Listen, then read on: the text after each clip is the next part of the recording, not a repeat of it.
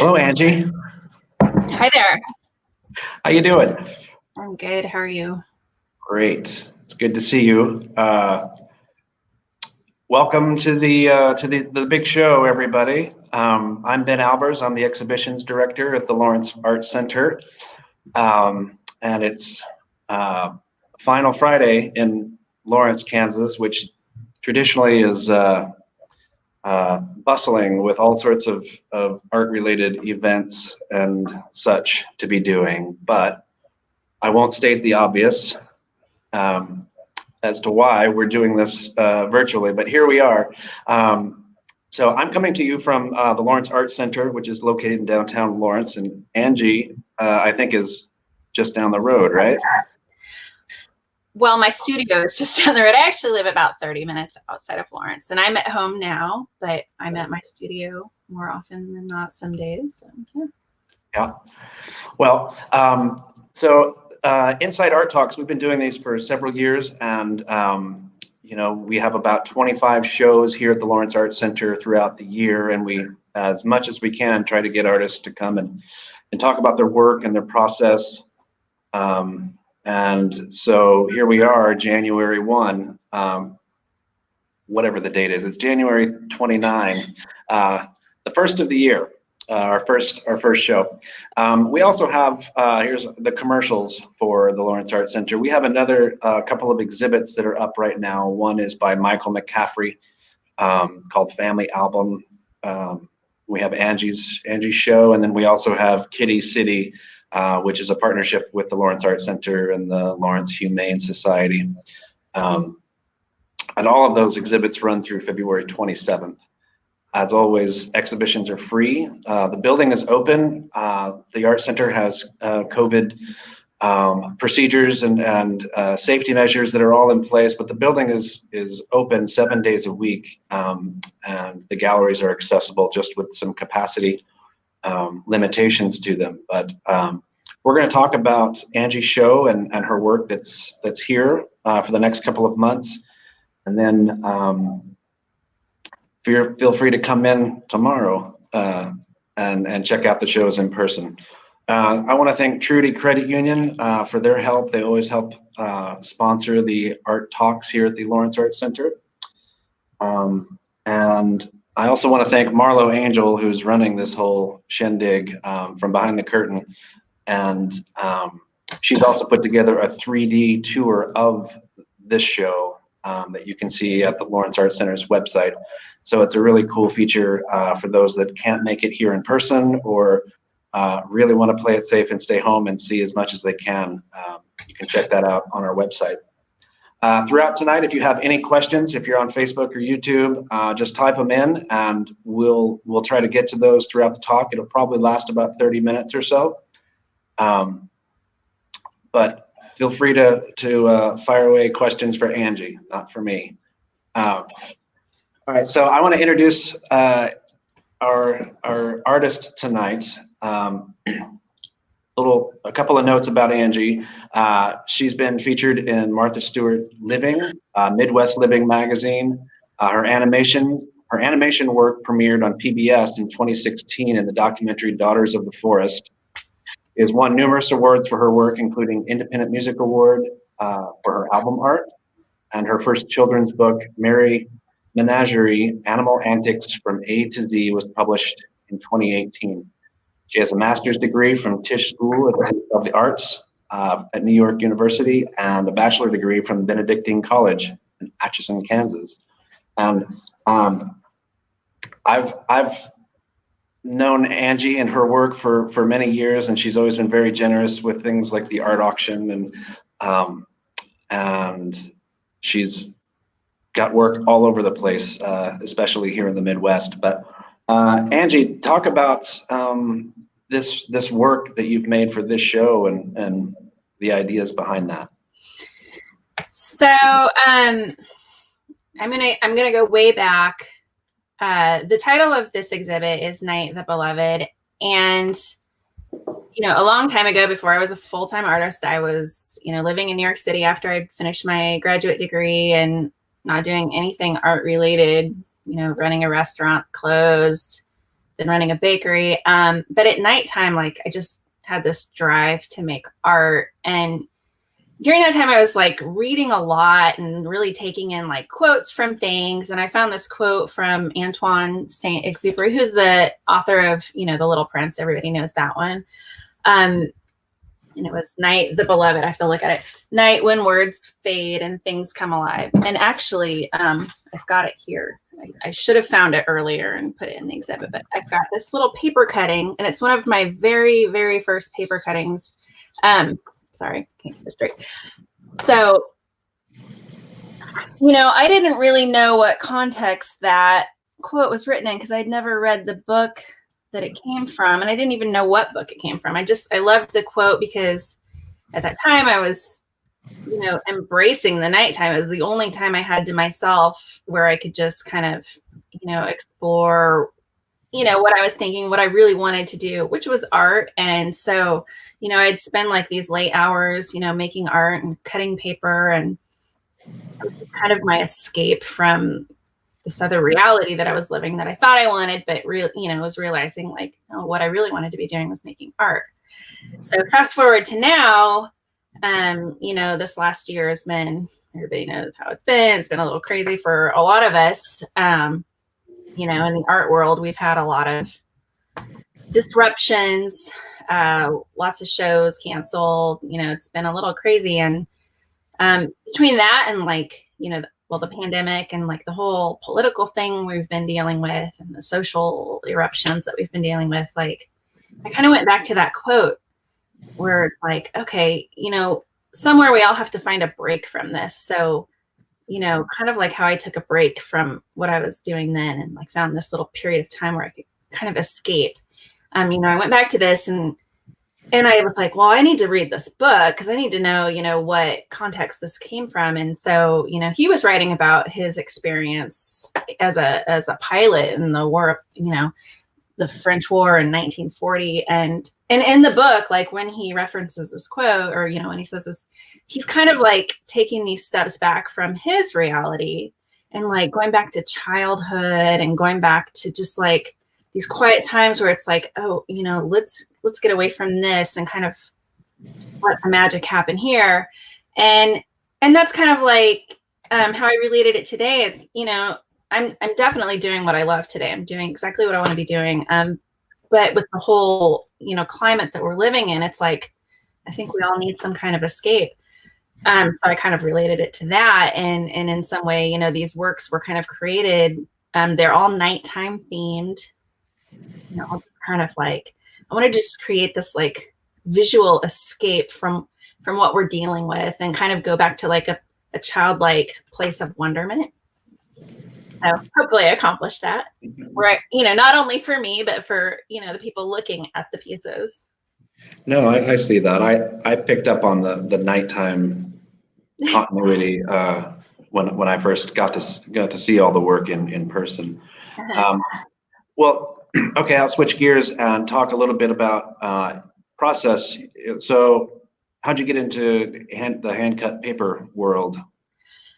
So I always wanted to do art. I never really knew about paper cutting. And I think when people think about it, they just think of like snowflakes and crafts and things, Right. So I was going to NYU. I was doing this program called Interactive Telecommunications because that was kind of my, like, at that point I was like, well, if I want to make a living as an artist, I guess I should be like a web designer. This is the early 2000s. You're like, well, that's a creative job. And it's funny, you actually had an exhibit by Danny Rosen a couple years ago, and he was a professor in my program.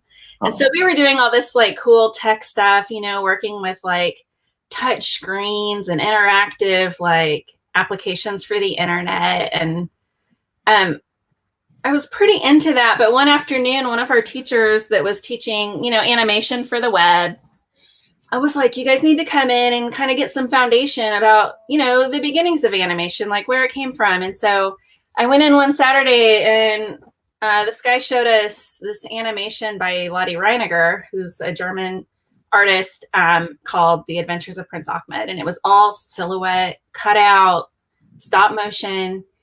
And I just remember seeing it and being like, whoa, this is my thing. Like, this is what I want to be. Like, I don't know why I related to it so much, but I just really did. I saw it and I knew that that was what I was looking for in some way or shape or form. So my thesis project ended up being a cut paper stop motion animation. And it was like the first time I'd ever cut paper, the first time I'd ever done animation. And it turned out okay. You can see, you can go to my YouTube channel and see my little Nancy story, that I made.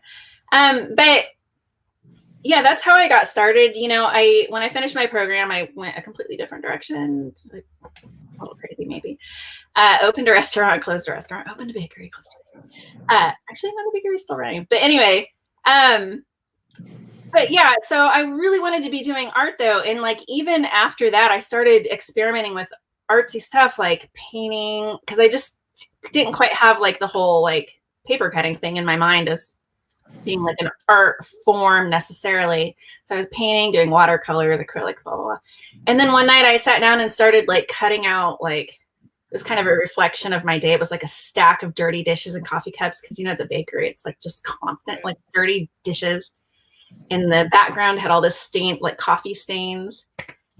And it was such a simple piece, but it just like, out of all the stuff that I had been doing, it was like, it took me back to like when I saw the Lottie Reiniger animation. Was like, again, this is what I need to be doing. And so after that, I mean, I don't think I've touched like any other art form since then. Everything has been paper cutting. And so I just started doing it and kind of honing my skills and my style. And that was, 15, 14 years ago, 13 years ago. So yeah, I've been doing this full time now for 12 years. Wow. Yeah, that's interesting when those connections sort of come back around and it's like, oh, wow, yeah, that's what I should be doing. So, I get to work with so many different artists in this position at this place. And I've always, and being an artist myself, I'm always curious, the path within the field. There's so many different ways of going at it. And I know that you do a lot of art fairs regionally, and that must have been sort of decimated this past year. So yeah, so maybe talk about the sort of learning curve of getting a career started with art fairs or juried shows or solo shows. How did that sort of evolve for you? So I moved back to Kansas from New York City in 2009, like just knowing, I started putting art online and people started looking at it and commenting on it. And I started getting emails about it. And that just gave me like the confidence to like, be able to kind of walk away from what I was doing there and really just dive into this. So I moved back to Kansas and it was kind of like, okay, well, here I am. I have no job. Like, I have a child. What am I going to do? So I don't have to just like rely on my family, even though they were great. They supported me and it was awesome. But, I just kind of started making stuff. And my first art fair was, I think, the Lawrence Arts and Crafts Festival that happens in September. And so I did that, just like not having a clue. I bought a tent, I bought some panels, I went and I set up my art and it was fantastic. Like the response I got, I feel so lucky because people have responded so well to my work over the years and I didn't know what to expect, but I went out there and that just gave me the boost to just keep on going. And so really I've just kept on going. And I mean, art fairs are great. I get to interact directly with people. They're pretty stressful. It's a lot of work. I do some bigger, quite a few bigger shows now. And up until, the beginning of 2020, that was my primary, source of income. Luckily, over the years, because it's been since 2009, I've, developed an online presence. I've, licensed my stuff. I've gotten lots of commissions. So I feel like if the pandemic had hit early on, I probably would have been pretty sad. Luckily, I'm pretty established, so that when there were no art fairs, I at least had like the online thing. But it was definitely like, I was having some anxiety attacks there. I remember when it started, I was like, oh my gosh, it has to be over by the summer, because what am I going to do with no shows? Like, what am I going to do? And I just want to say thank you all out there watching that have supported me, because you got me through the last year, and I don't know what's to come, but I feel so much more confident now that like I can adapt to whatever happens, because it's definitely been an adaptation. It's been a kind of soul reckoning in some way of like, what am I going to do? And I got to go with the flow and figure it out. And luckily I've survived. Well, yeah, I mean, I think that's encouraging to hear. I've heard, and I feel that even about this organization, sort of having to get creative about this situation that leaves you with a whole lot to hold, and no real clear way on how to keep moving forward. Yeah, so hopefully this summer is a little better than last. We'll see. Well, I mean, it's great to have the work here, since maybe there aren't as many physical outlets as you normally might have. So a lot of the work that's in here is really quite new, and some of them are maybe a little larger than what I've seen from you, like the ones that are behind me here. Do you want to, maybe we'll talk about a few individual pieces, and it's not scripted, I swear. Dissolved into a Silent Night. Yes. Maybe Marlo can pull up that image and talk about what's going on with that piece. Okay, so this one, it's all, I guess we haven't talked about that. I probably missed answering your question clearly. It's all hand cut paper. We should point that out. And it's all cut with an X-Acto knife. So this one, I've just been like exploring different ways of making my art, and I really like the process of going larger. I've always worked fairly small, but in the last couple of years, I've tried to work larger, just to kind of expand my output and see where I can go with it. So this one, I had actually sat down to start a completely different piece, and it was a morning like a month ago, and there was snow all over the ground, and I looked out. I've been working in my sunroom at home beside my studio since I'm home so much. When I looked out the windows, and it was just like this foggy, like wintry dreamscape, and I was like, I've got to go outside with my camera. Like, I'm just missing this like opportunity for inspiration. So I walk outside. Literally, the first thing I see is this barred owl just like swoops out of the trees. Wow. And then it, I kind of followed it around because it kept landing in different trees. And then it finally landed in a tree where there was another one sitting. Huh. And then they both flew off. And I think I got one halfway decent picture with my camera. But, after that, I continued to walk around, and I just love like the sparseness of like, just little weeds like poking out of the snow, and just, I don't know, we don't get to see snow all that often. So it's definitely like a different thing to experience, and definitely kind of dreamy. And I came in and I was like, I can't do what I was about to do. I have to make an owl. It just like, it came to me right there. So this one just really kind of just flowed out so naturally. Yeah. And there it is, Well, that's an interesting story. I thought maybe it had something to do with the book, that you had referred to, pulling a lot of the titles from. Well, I did pull all the titles for the works created for this piece from the book. And in some ways, I created the works first, and then I went through and was like, what works with this? Because even like storytelling and stuff, I always think of the visuals first. Like if I do animations, I think of the whole visual animation before I think of any other words or anything. It's just how my brain works. So, like I said, it ties to the story, not necessarily the story itself, but that kind of like escaping into the night, and, having this like dreamlike experience, or like just experiencing reality with like kind of this childlike wonder. And then, the owl's carrying the lantern. And that was sort of like one of those like last things I added. And I asked my mom and my daughter for input. I have to give them credit here because they took it already from me. They're like, see, I told you needed that. So, the lantern, I put lanterns in a lot of things. I love that symbol of like light and kind of illuminating something, like illuminating an answer or illuminating like hope, so yeah. Yeah, I love that. Let's grab another piece. What peace meant. Tell me about the titling on that.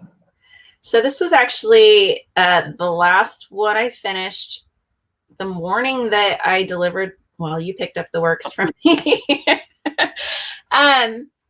So I think if a lot of people look at this, they'll look at it and see some kind of like a love theme. But really, when I was doing this, I think of, kind of the state that we've been in for the last, well, I don't know how many years, but especially like over the last few months of just like headbutting. I don't know. There's just all this tension surrounding us, politically, socially. Sure.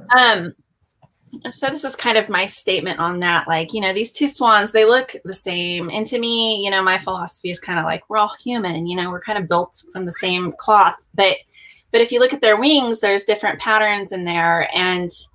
But yet they can come and like meet in this space face to face. And there's just like this peaceful feeling about it. And then like the lotuses, blooming there. It's kind of like, in some way this happened after, as the inauguration was happening, and just kind of like this rebirth, like this chance to start anew if we can, in some way. So that was, I don't get too political in any of my work, and but that was kind of, just what peace meant. Like, look, I think especially when you have this idea that something else is not right, I think if you just bring the two individuals together and come to an understanding, like things can be okay, Yeah. I'm an eternal optimist.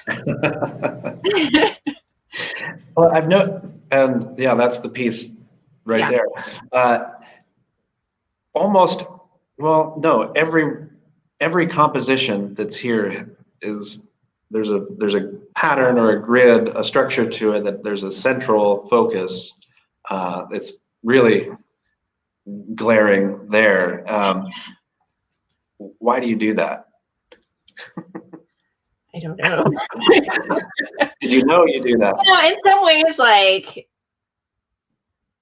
the composition of things, I'll move things around until it just feels right. I don't know, maybe that's not what you're getting at, but I just like the fox piece behind you. I mean, obviously the central focus is kind of like, there's like a little triangle of the bird looking at the fox with the lantern. And there's definitely like some kind of interaction going on with all three. Well, there's I guess symmetry is probably a better term. And okay. And so, a lot of people equate paper cutting with symmetry, from like the German traditional, and I do that from time to time. And I think naturally I kind of gravitate, even like just because it's there, the fox piece, it's not really symmetrical, but there is like, I like to call it balance. Like there's a balance. Yeah, well, we're not going to fight over which word is the right word, but I think that it presents, it carries a calming effect from my perspective when there is that symmetry or balance that you seem to have in the compositions within the paper cuts.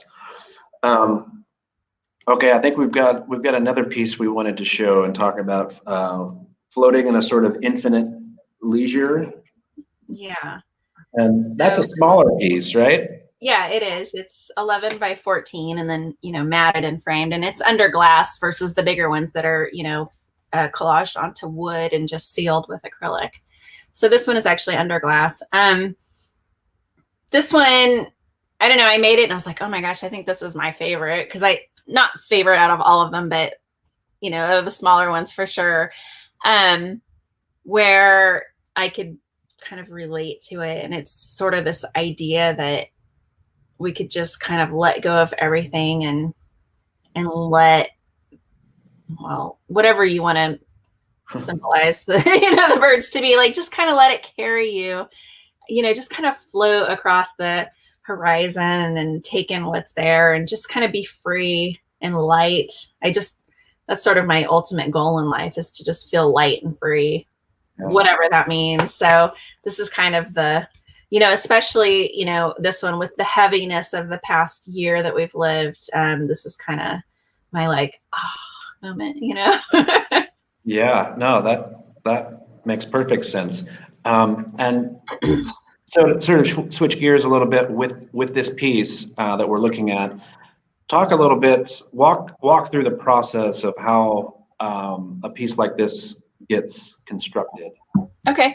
So the first thing I would start with on this, or the first thing I started with, was the actual, you know, fox with the birds. I drew out the composition on black art paper and then used an X-Acto knife to cut that out. And so, you know, having that, I kind of had this vision of, you know, what I want to put it on, how I want the background to look. So after I cut that out, I went in, and this is mounted on like a kind of like mat board. So I painted the mat board and then coated that with a clear acrylic. And then the trees are all cut out of, so like the brown trees, those are cut out of an art tissue, as well as the clouds. So they kind of give this great texture. When you glue them down, you still get the color, but you kind of like see the texture of the paper behind it, or the color at least. And then the other trees, those are all painted maps. So you can't really see the map texture necessarily through this one. But those are all, you know, everything's cut out with the X-Acto knife. So I cut out all the little trees and glued those down. And the moon, you can see the map texture more on the moon, actually. And that's sort of like a pearlescent white paint that I coated the map with. And then I usually like to coat maps with a little bit of paint so that the texture still shines through, the texture of the map. Sometimes it does, sometimes it doesn't. Yeah. So when I got those down, then I used the same, you know, painted maps to color in the fox. So basically I take the black paper and I lay it on top of a light box, and then take the map paper and trace out what I need for each little section, and then cut it out. And I use book binding glue to glue those to the back of the black paper. So I ultimately, you know, glue that down to the background so you don't see, you know, my pencil lines or, you know, yeah. So that's kind of my process. And then, you know, with that one, that was kind of the end of it. With the ones on wood, I would coat them, you know, with several coats of acrylic and polycrylic. Wow, thank you. I think certainly, yeah, there's that piece on the top left. You know, your knife work is exquisite, but I think one of the things that people might not be able to see through a computer screen is that texture. Like, it's, you know, it's cut paper, but there are layers, and the different types of paper, and, you know, all the layering that you put into it. That was something that was it's a really nice surprise, especially the unframed pieces. It's really a nice detail, a nice touch.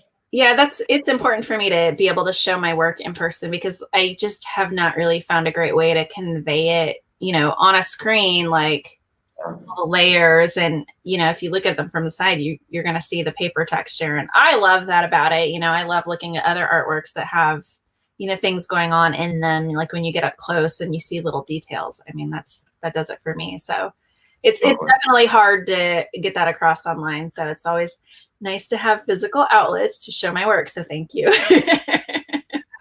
Yeah, well, I also think as artists, I'll speak for myself. Like, I'm always like, that's one of the first things I'm looking for when I'm looking at art, is like, how did they, you know, how is this done?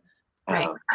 And I'm always intrigued with pieces that I can't quite figure it out, that I can keep going back to. And not to necessarily solve a mystery, but you know, it's that's the evidence of the hand, you know, that I think is so genuine, and something that I think people need more of in their life. Yeah. Cool. Yeah, and you know, the Marlo has shown a few images of the gallery itself.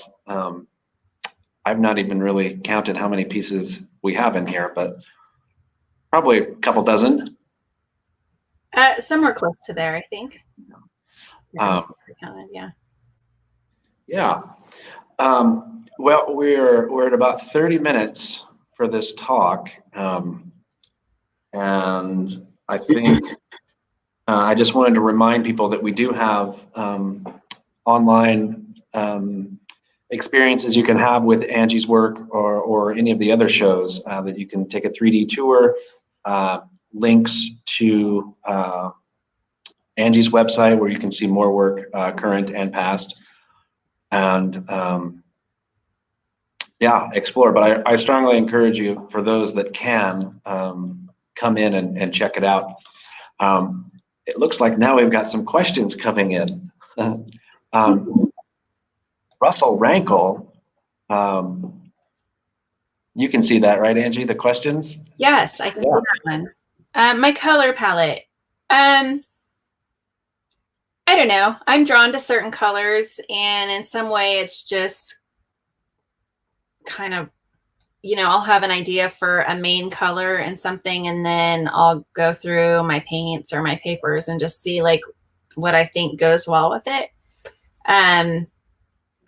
One of the things that I've explored with this exhibit is actually kind of going outside of my boundaries and getting into other colors that I'd never used before. And so I got into this like deep midnight blue color and just started exploring like what goes with that, like the owl piece that we looked at and the fox, and there's a couple more.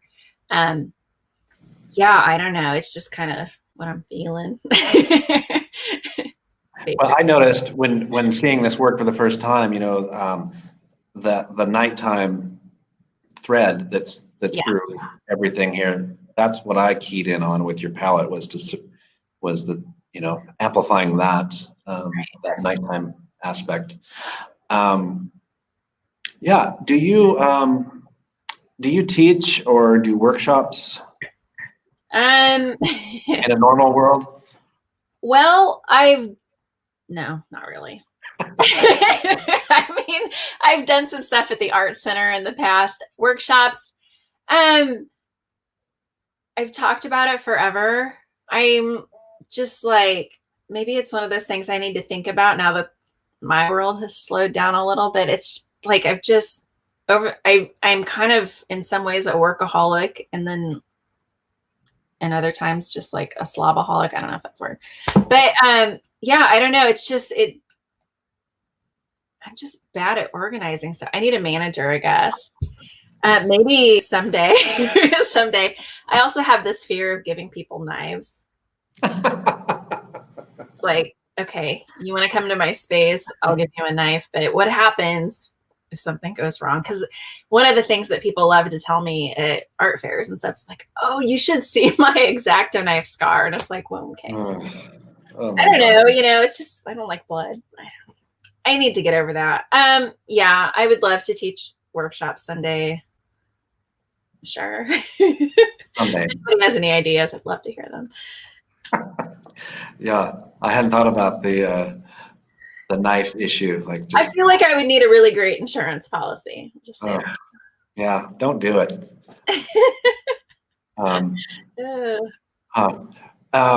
Well, what do you have coming up? I mean, I guess that's kind of a stupid question because we don't really know what's coming up in this world, but ideally, back at it with the fairs, you know.